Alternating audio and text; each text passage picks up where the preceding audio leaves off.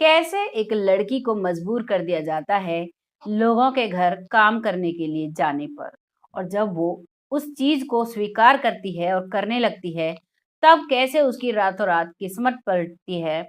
इसी घटना को मैं आपके सामने लेकर आई हूँ।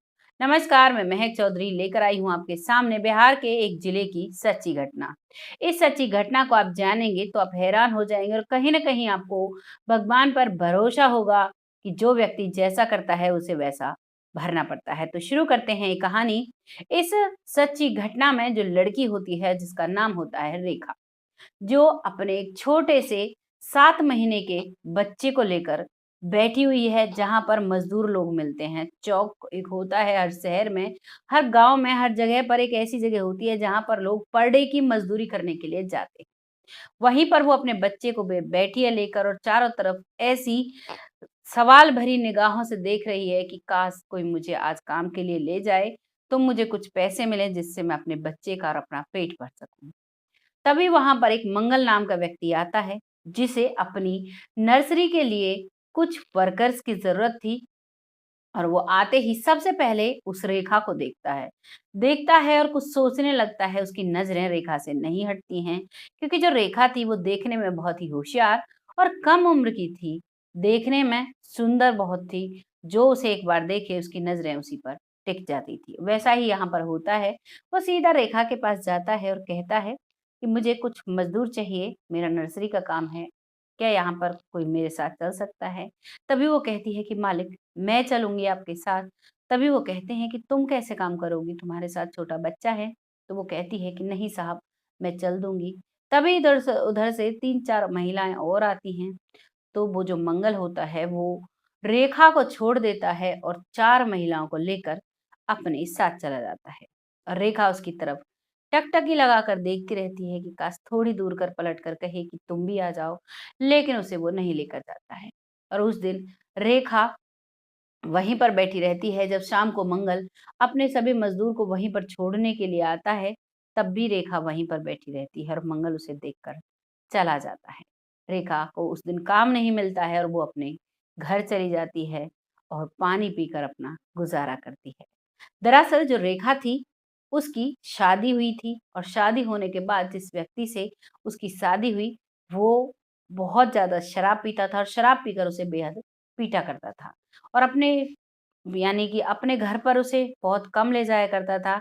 ज़्यादातर वो अपनी माँ के साथ रहती थी और भाभी-भैया ने भी साथ छोड़ दिया था, माँ अकेली थी। वो अपने छोटे बच्चे के साथ मेहनत मज़दूरी कर अपना पेट भरा करती थी। यही सिलसिला चल रहा था और अब उसे कल की फिर से टेंशन होने लगती है। दूसरा दिन होता है, फिर से आकर वो उसी चौक पर बैठ जाती है। वही महिलाएँ वहाँ पर होती हैं, वही मज़दूर लोग होते हैं और वही व्यक्ति मंगल आज फिर से उनको लेने के लिए आता है। अब की बार वो उसके पास नहीं जाती है, क्योंकि उसे पता था मेरा छोटा बच्चा है इसलिए ये मुझे लेकर नहीं जाएँगे। लेकिन मंगल फिर से उसके पास आता है और उससे कहता है, क्या तुम अपने बच्चे के साथ अच्छे से काम कर लोगी? तभी रेखा कहती है कि हाँ साहब, चाहे कैसे भी हो मैं अपने बच्चे के साथ आपको बहुत अच्छा काम करके दूँगी। आप मुझे अगर काम पर ले जाते हो तो आपकी बड़ी मेहरबानी होगी। और मंगल मान जाता है और रेखा और उसके साथ 3 महिलाओं को लेकर, यानी 4 टोटल महिलाएँ लेकर जाता है। क्योंकि जो मंगल था, वो सऊदी अरब में जॉब करता था। लॉकडाउन के चलते उसे अपने देश आना पड़ा और जब वो अपने देश आया तो उसे दुनियादारी समझ में आई। उसने ठान लिया था कि अब चाहे कुछ भी हो, मुझे अपने देश में रहकर ही कुछ ना कुछ करना है। और डेढ़ 2 लाख रुपए लगाकर उसने एक नर्सरी लगाई। उस नर्सरी में नराव के लिए, कंपोस्ट डालने के लिए, बहुत सारी चीज़ों के लिए महिला मज़दूरों की, यानी मज़दूरों की ज़रूरत होती थी। लेकिन जो मंगल था वो समझता था कि जो महिलाएँ होती हैं, वो काम को बड़े ही अच्छे तरीके से और ज़िम्मेदारी से करती हैं।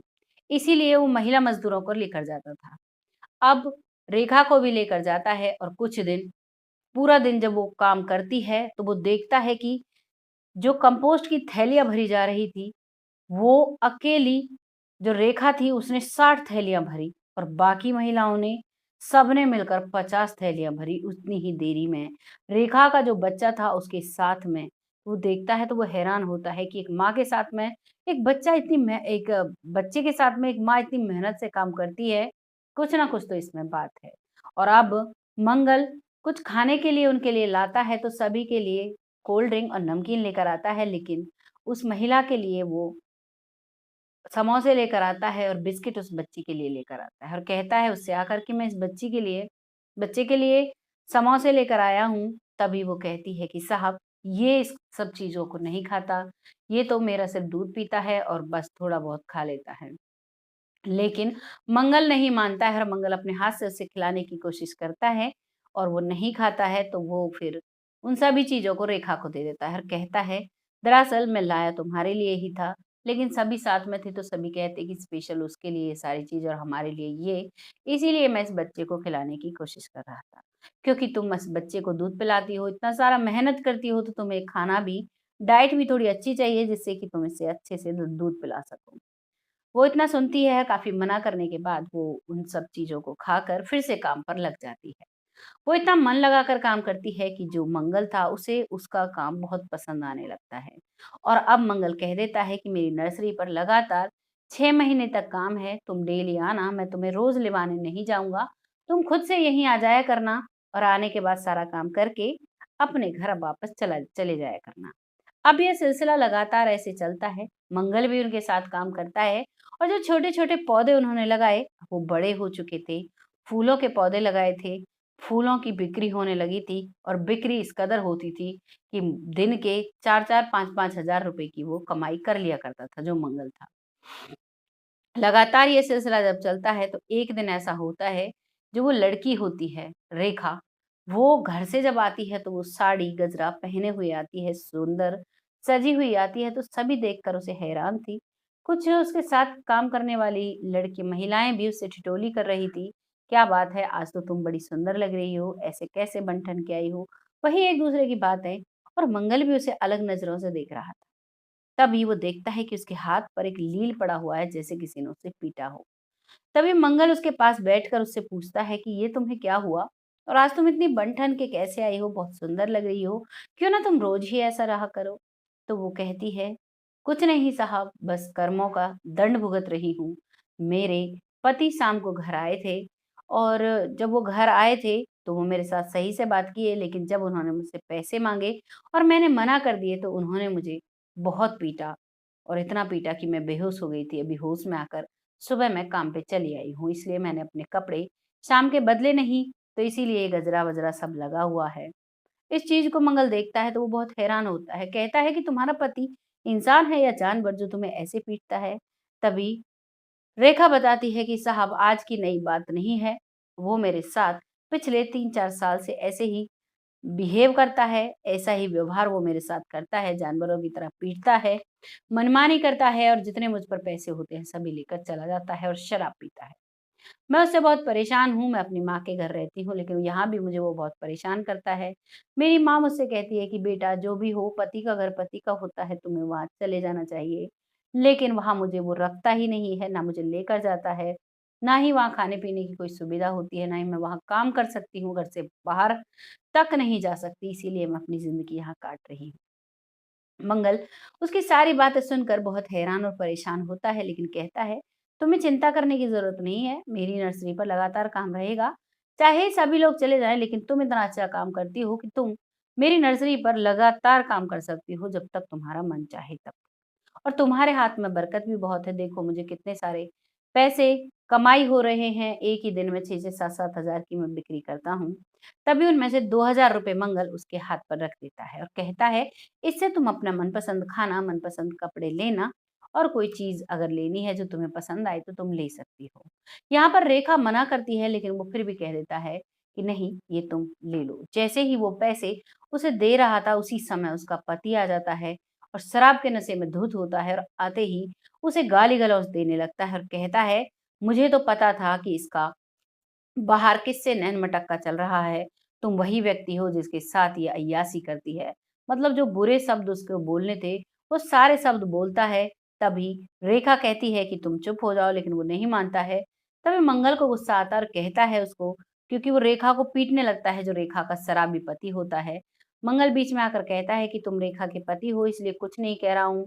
आराम से मेरी नर्सरी से बाहर चले जाओ, नहीं तो अंजाम बुरा होगा। लेकिन वो तब भी ज़बरदस्ती करने लगता है, तो मंगल उसको एक थप्पड़ लगाकर दूर फेंक देता है और वो गिरते ही उठकर भागने लगता है और कहता है मैं तुम्हें नहीं छोड़ूँगा। और वहाँ से वो भाग जाता है और गंदा-गंदा उस रेखा को बोलता हुआ जाता है। तभी रेखा कहती है कि मेरा नसीब ही ऐसा है, ये मुझे कहीं भी चैन से नहीं रहने देगा। तभी मंगल उसे उठाकर गले से लगाता है और कहता है, "अगर तुम्हें बुरा ना लगे, तो क्या तुम मुझसे शादी करोगी?" जैसे ही मंगल शादी का प्रस्ताव रखता है, जो रेखा है वो फूट-फूट कर रोने लगती है, कहती है, "साहब मेरा तो पति भी है, भले ही वो शराबी है, लेकिन दुनिया क्या कहेगी? कहाँ आप मालिक और कहाँ मैं मज़दूर।" तभी मंगल कहता है कि चाहे कुछ भी हो, ये मर्यादाएँ इंसानों के लिए होती हैं, मैं तुम्हें आत्मा से प्यार करता हूँ और तुम मेरे जीवन में आओगी तो खुशहाली रहेगी, तुम्हारी वजह से ही आज मेरे पास इतना कुछ है।